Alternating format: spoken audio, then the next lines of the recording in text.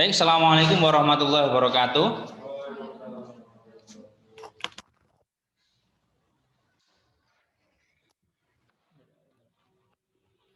Baik, mata kuliah hari ini adalah pendidikan agama 3, yaitu Khairul Ummah. Dan materi kita hari ini tentang Islam yang rahmatan lil alamin. Sebetulnya menurut kalian Islam yang rahmatan lil alamin seperti apa sih? Menurut kalian? Kira-kira kayak apa sih Islam rahmatan lil alamin itu?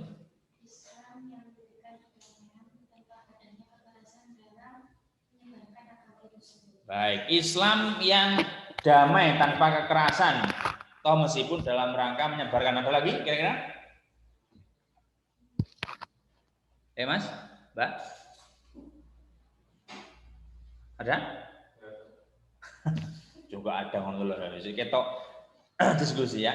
Jadi Islam rahmatan lil alamin itu ya mengacu pada dalil wa ma arsalnaka illa rahmatan lil alamin. Artinya apa? Bahwasanya sebetulnya Kanjeng Nabi diutus itu tetap ya misi utamanya adalah rahmatan lil alamin. Kenapa? Karena Kanjeng Nabi itu tidak hanya rahmatan lil arabiyyin.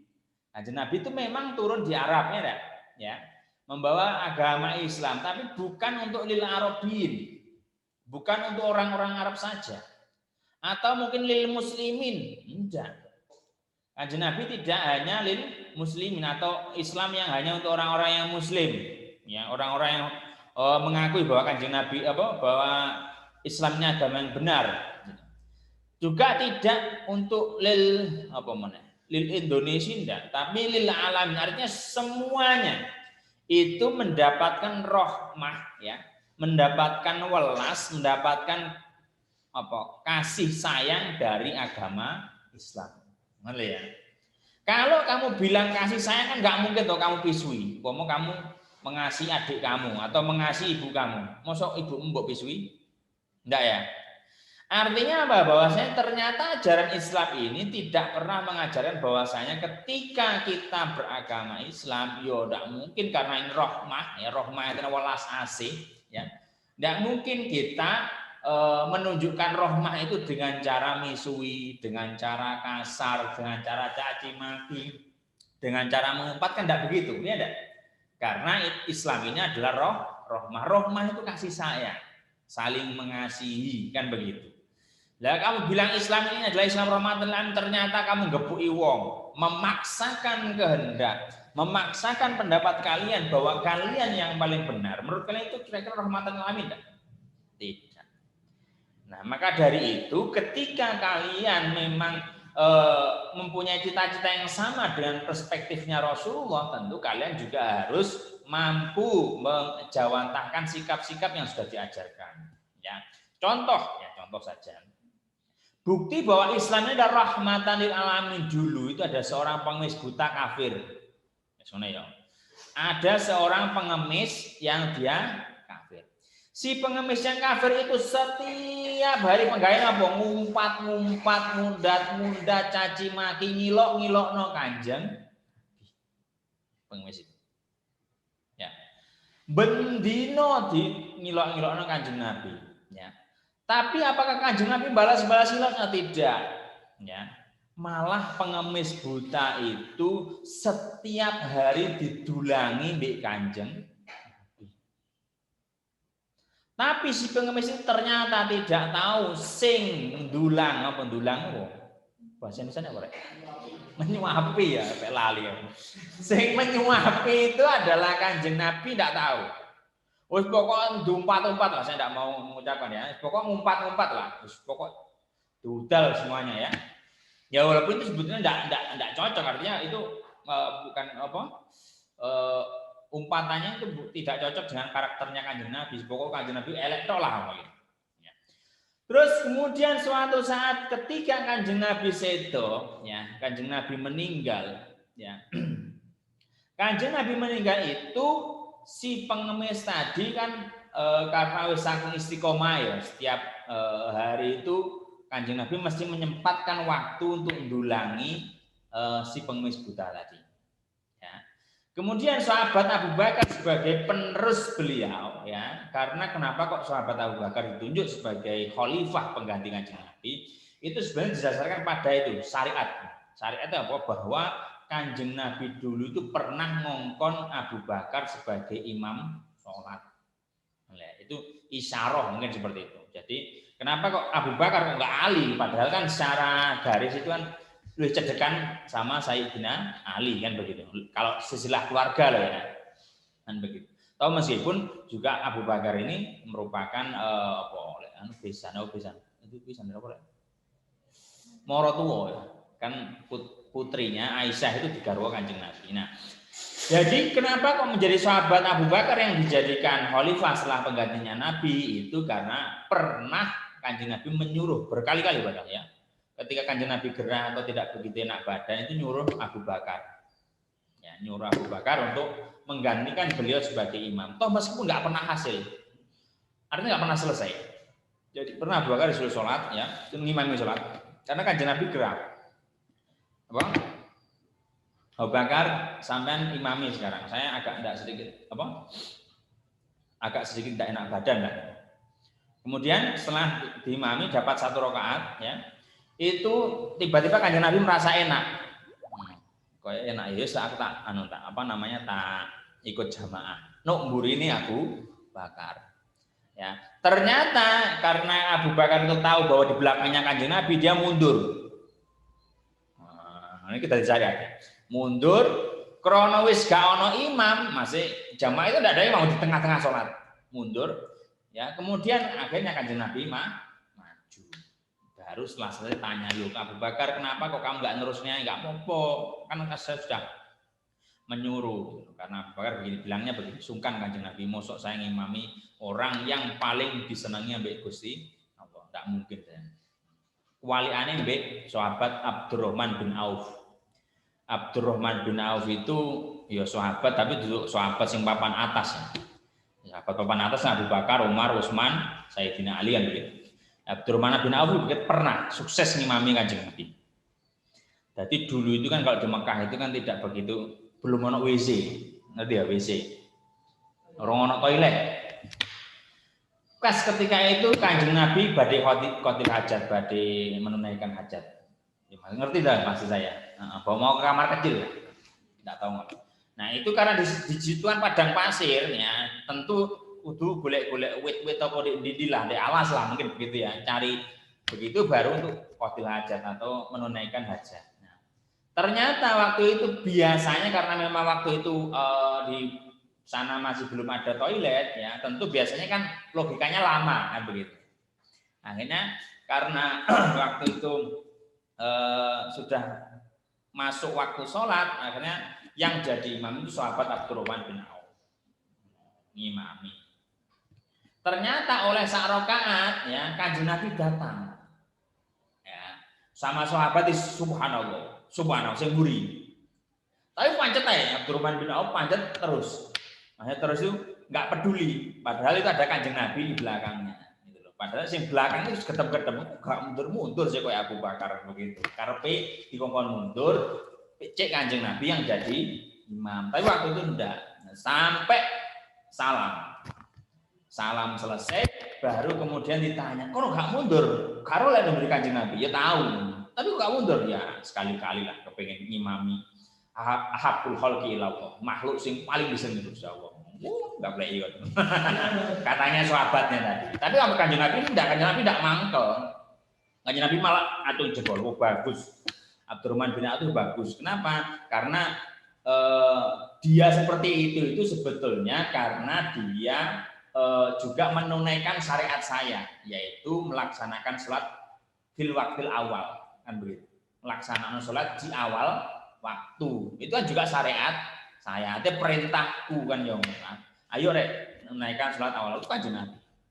Coba saya ke imam musola, didisi, wah muring-muring, sesuk gak gelem imam, kan begitu. Ada kan itu seperti itu ada. Ada ini seorang imam sih seperti itu, seorang kiai lah, imam biasa seperti itu biasanya. Ya. Ono wong sing biasa ngimami mari didisi kancane. Walah. Iso muring-muring. Nah, Kanjeng Nabi tidak murid. Ternyata seperti itu. Nah, sing berhasil iman Kanjeng Nabi itu Abdurrahman bin Auf. Tapi sukses Abdurrahman. Orang yang paling kaya. Nah, baik iku aku Mbak Sopo kok teko Abdurrahman bin Auf. Islam yang rahmatan lil alamin. Nah, seorang pengemis buta tadi, ya, ketika Kanjeng Nabi meninggal, itu si pengemis buta tadi kan kafir, ya, penggayaan ngilok-ngilok Kanjeng Nabi. Ya. Itu kemudian ya sahabat Abu Bakar datang kepada Aisyah, ya, Siti Aisyah, Sayyidah Aisyah, untuk menanyakan, ya Aisyah, kira-kira apa sing biasane dilakoni Kanjeng Nabi sewaktu hidup yang kamu tahu? Karena itu kan bapake kan.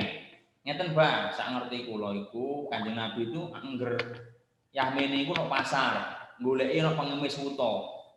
Ngono ya. Nah, itu biasanya Kanjeng Nabi maringi daharan terus manten didulang pisan kan pengemis wuta.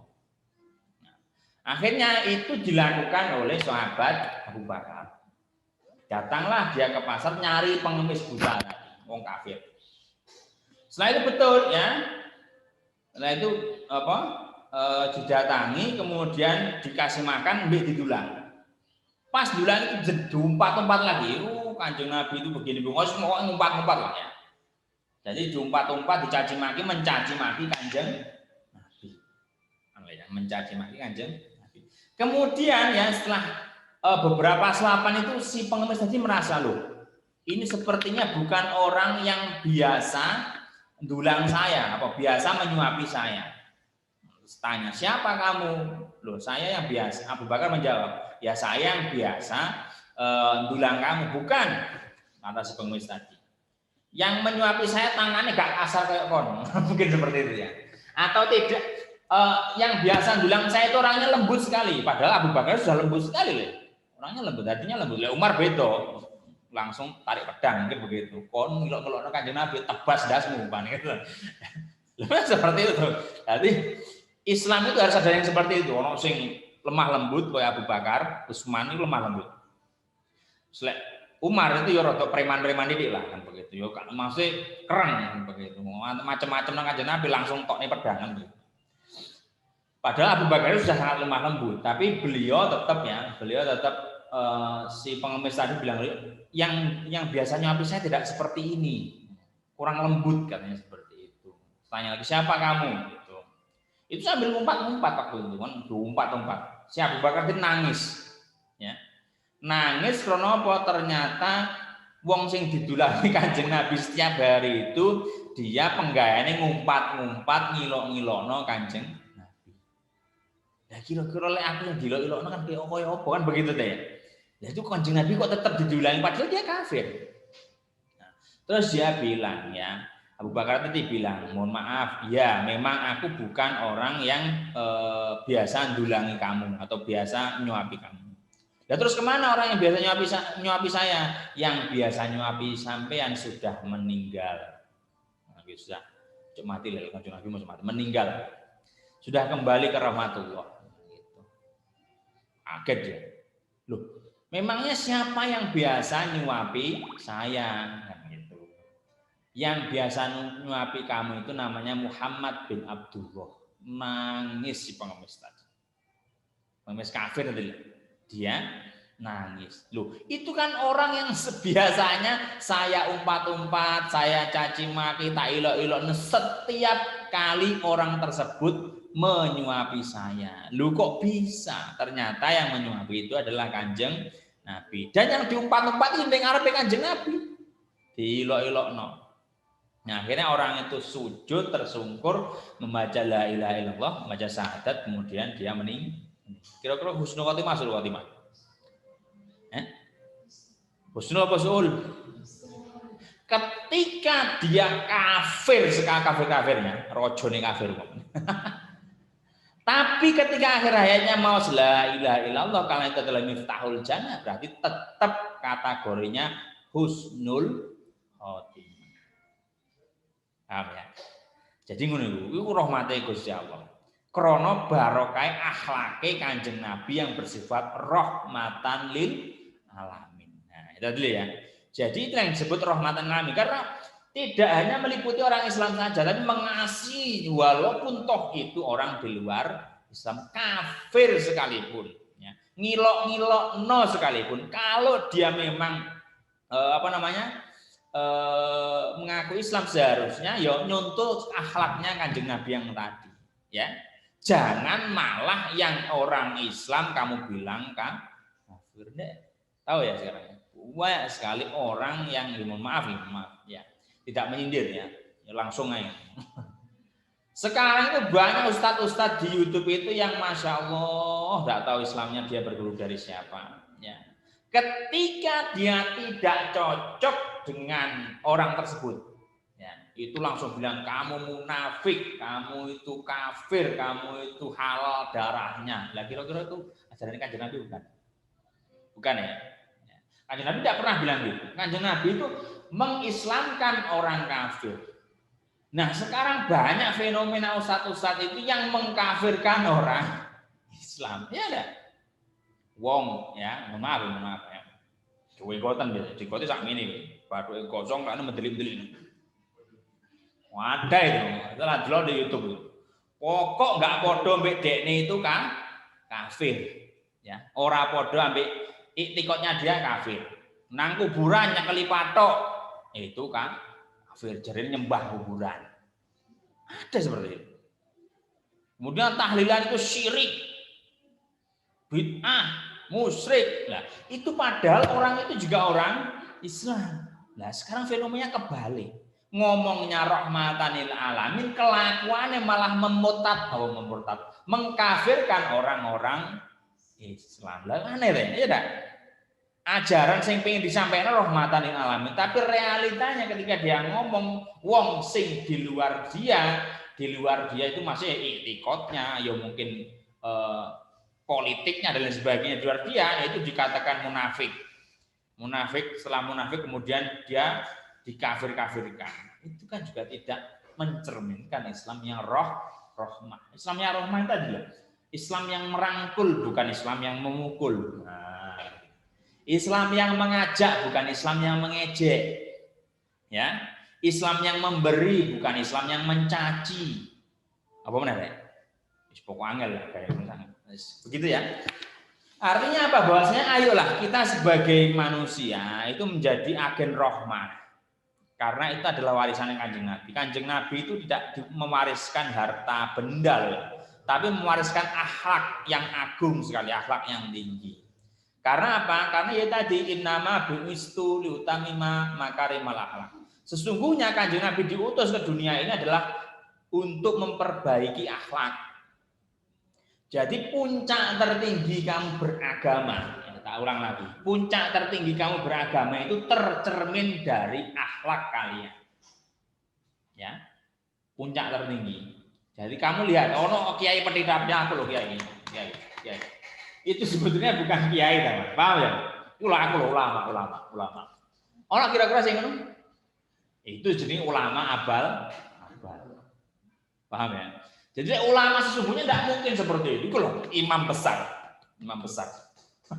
Gede wong edok. Lah ya kan? Ngaku-ngaku imam besar umat Islam umpamane. Lah sapa sing gelem diimami? Begitu. Yo ngomong imam besar apa ormas saya kan begitu kan beres, ya dah. Kenapa harus ngomong imam besar umat Islam? Padahal yang lain tidak mau juga diimami oleh dia, umpama seperti itu ya. Nggak perlu ya ngomong saya imam besar ormas saya kan begitu kan beres. Nggak perlu harus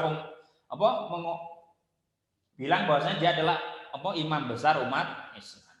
Itu namanya bukan kriminalisasi ulama, itu kriminalisasi umat. Nah umatnya dikriminalisasi kan begitu. Jadi janganlah seperti itu. Ayolah, itu tidak apa-apa. Tapi jangan ngeklaim lah, gitu ya. Jadi, ayo mari kita berislam dengan rahmah, dengan kasih sayang. Karena ya itu tinggalannya Kanjeng Nabi, bukan yang lain. Kanjeng Nabi tidak meninggali harta, tidak meninggalkan tahta, tidak mewariskan itu. Bahkan Kanjeng Nabi sendiri tidak pernah wasiat bahwasanya aku pengganti nih, mari ini adalah Abu Bakar, tidak. Itu adalah kesepakatan umat Islam bahwa Abu Bakar adalah orang satu-satunya orang yang pernah ditunjuk Kanjeng Nabi gue mimpin sholat. sholat. Berarti ketika kanjeng Nabi wafat, ya penggantinya ya sing pernah ditunjuk sebagai pemimpin. Siapa? Ya tadi Abu Bakar. Nah kan begitu tuh. Jadi kanjeng Nabi tidak mewariskan tahta, tidak mewariskan harta. Yang diwariskan adalah akhlak, keagungan akhlaknya kanjeng Nabi. Itu ya. Itu mahasiswa saya sudah nunggu ternyata. Baik, kira-kira ada pertanyaan apa enggak?